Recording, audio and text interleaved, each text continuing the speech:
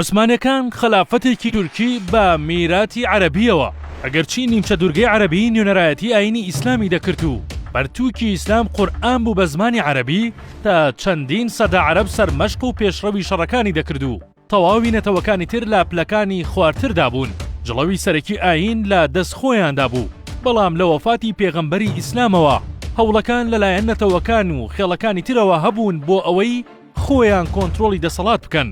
پێبەپێ ئەو هەوڵە سەری گرتو تا داهات ئاین لە دەستی عەرەب دوور دەکەوتەوە و گەلانی تر کردیان بە سەری ڕمەکانیانەوە بۆ گرتنی ناوچەی زیاتر بە ناوی فتوحات. کاتێک لەشکری مەغۆلەکان بە سەرکردایەتی هۆلاکۆ ناوچەی خۆراسانیان کۆنتڕۆڵ کرد، سولەیمان باپیری عوسمان لە ساڵی 1220 زاینی کۆچی کرد بۆ ئەنادۆڵ و لە شاری ئەخلات نیشتەجێ بوو. ئۆرتوغرولی کوڕی جێگەی گرتەوە و لاگەڵ هۆزەکەی تا کۆچیان کرد بۆ ئەرزنجان کە مەیدانی سەرەکی و شوێنی شەڕی سەلجوقی و خواریزمیەکان بوو.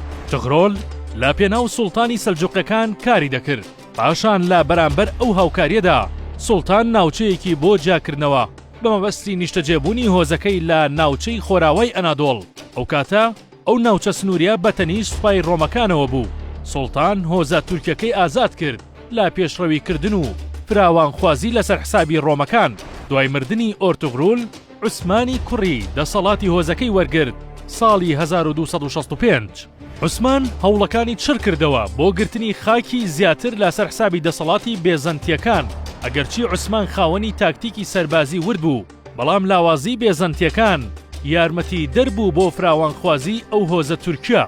دواتر عوسمان بەردی بناغی میرنشینێکی دانا و هەوڵیدا دەسەڵاتەکەی لە هۆزەوە تێپەڕێنێت. گەرچی ئەو میرنشینە تورکیا سەر بە سەلجوقیەکان بوو، بەڵام کاتێک مەغۆلەکان دەستیان گر بەسەر خۆنیە، عوسمان سربەخۆیی میرنشینەکەی ڕاگەیان. ئەمەش بەردی بناغی خلافەت و دەسەڵاتێکی تورکی بوو بە ناوی ئەوەوە ناونرا و کرا بە عوسمانی. عوسمان وەک یەکەم سوڵتان بناغی دانا و دواتر ئۆرخانی کوڕی دەسەڵاتی گرتە دەست و دواتر شاری بۆرسەی داگیر کرد و پاشان دراوی تایبەت بە عوسمانەکانی لێدا. ساڵی 1337 ئۆرخان هێرشی کرد لەسەر قوستەنتینی پایتەختی بێزەنتیەکان، بەڵام شکستی هێنا و بۆ درێژ نەبوونەوەی شەڕ هاوسەرگیری سیاسی ڕوویدا لە نێوان عوسمانیەکان و ڕۆمەکاندا. عوسمانەکان لێرەوە ئیسلامیان کرد بە ئاینی فەرمی و هەوڵەکانیان یەخکەس تاوان نیشانی بدەن دەسەڵاتێکی ئیسلامین و نوێنەرایەتی جیهانی ئیسلامی دەکەن. بۆ ئەوە هەوڵیاندا ناوی فتوحات لە جەنگەکانیان بنێن و شەڕەکانیشان بەرگی جیهادی بەبەردا بکەن. دوای مردنی ئۆرخان سوڵتان مورادی یەکەم دەسەڵاتی گرتە دەست، ئەویش توانی دەست بگرێت بەسەر ئەنقەرەی ئێستای پایتەختی تورکیا. دواتر سەرجەم میرنشینەکانی هێنایە ژێر ڕکێف و حکمی دەسەڵاتی خۆی و پاشان ئەدەنەی داگیر کرد. دواتر هێرشی کرد لەسەر هەردوو شاری مێژووی ساڵۆنیک و سۆفیا و داگیری کردن. ساڵی 1385 عوسمانیەکان لەگەڵ سربیەکان بە یەکیاندادا و توانیان شاری قوسوا داگیر بکەن، بەڵام دواتر سوڵتان موراد کوژرا لەلایەن سەربازێکی سربیەوە. دواتر سوڵتان بایەزیدی یەکەم دەسەڵاتی گرتە دەست، ئەوی شێرشی کرد لەسەر میرنشین و شارە مەسیحیەکان و داگیری کردن. پاشان شاری ئەشهەری لە بێزەنتیەکان داگیر کرد، بەڵام لە ئاستی ئەوروپادا بەهۆی دەرکەوتنی تەیموری لەنگ لە سەرکردایەتی مەغۆلەکان بوو بە مۆتەکەیەک کە عوسمانیەکانی لا پێشڕەویکردن ڕاگرت و بەدەر لەمە هەردوو سوپا بە یەکیاندادا و لەو جەنگەدا عوسمانەکان تێکشکان و بایەزید بەدیل گیرا و برا بۆ سەمەرقەند و هەر لەوێ کۆچی دوایی کرد. دواتر محەممەدی کوڕی بایەزید شوێنی باوکی گرتەوە و هەوڵی ڕێکخستنەوەیدا، چونکە لە پاڵ تێکشکانیان ناکۆکی توند لە ناو کوڕەکانیدا هەبوو کە دواتر لە بەرژەوەندی محەممەد یەکلایی بووەوە و توانی بەشێک لەو ناوچانە وەربگرێتەوە. دوای مردنی محەممەد لە ساڵی 1421 سوڵتان مورادی دووەم دەسەڵاتی گرتە دەست و توانی بەڵقان بگرێتەوە. دوای مردنی سوڵتان مورادی دووەم محەممەدی کوڕی موراد دەسەڵاتی گرتە دەست کە ناسراو بوو بە محەممەد فاتح. سوڵتان محەممەد با گرتنی قوستەنتین توانی ناوی زیاتر دەرکەوێت لاپاڵ سوڵتانەکانی تر و پاش داگیرکردنی ناوی شارەکەی گۆڕی بۆ ئیسلامبول کە ئەمڕۆ پێی دەوترێ ئیستانبول و دواتر پایتەختی گواستەوە بۆ ئەو شارە. دواتر هێرشی کرد بۆ سەر وڵاتانی ئەوروپا.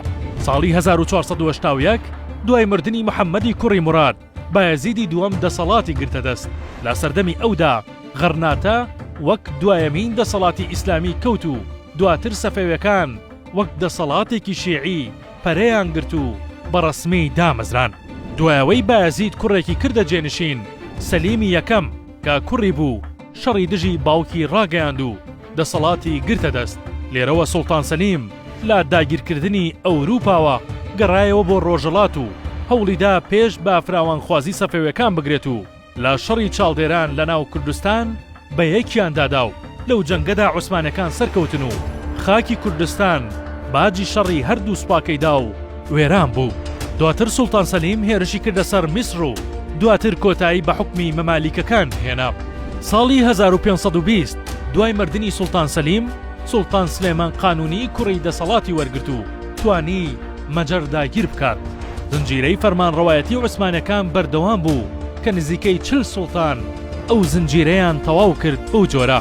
سوڵتان سەلیمی دووەم کوڕی سلێمانی قانونی، مورادی سێیەم کوڕی سەلیمی دووەم، محەممەدی سێیەم کوڕی مورادی سێیەم، سوڵتان ئەحمەدی یەکەم، سوڵتان مستەفا، سوڵتان عوسمانی دووەم، سوڵتان مورادی چوارەم، سوڵتان ئیبراهیم، سوڵتان محەممەدی چوارەم، سوڵتان سلێمان، سوڵتان ئەحمەدی دووەم، سوڵتان مستەفای دووەم، سوڵتان عوسمانی سێیەم، سوڵتان مستەفای سێیەم، سوڵتان عەبدولحەمید، سوڵتان سەلیمی سێیەم، سوڵتان مستەفای چوارەم، سوڵتان مەحموودی دووەم، سوڵتان عەبدولمەجیدی یەکەم، سوڵتان عەبدولعەزیز، سوڵتان موراد، سوڵتان عەبدولحەمیدی دووەم و محەممەدی پێنجەم.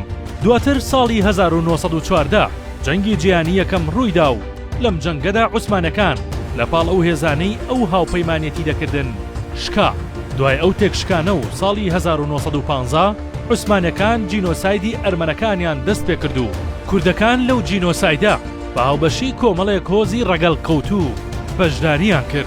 دواتر ساڵی 1923 کەمال ئەتاتورک دەرکەوت و لە دابەشکردنی میراتی عوسمانەکان توانی دەوڵەتی تورکیا دابمەزرێنێت کە وەچەی شەرعی هەمان ئەو خەلافەتە تێکشکاوە تورکیەیە کە لەسەر خاکی نەتەوەکانی تر دروست بوون و کوردستانیش بەشێکە لەو خاکە.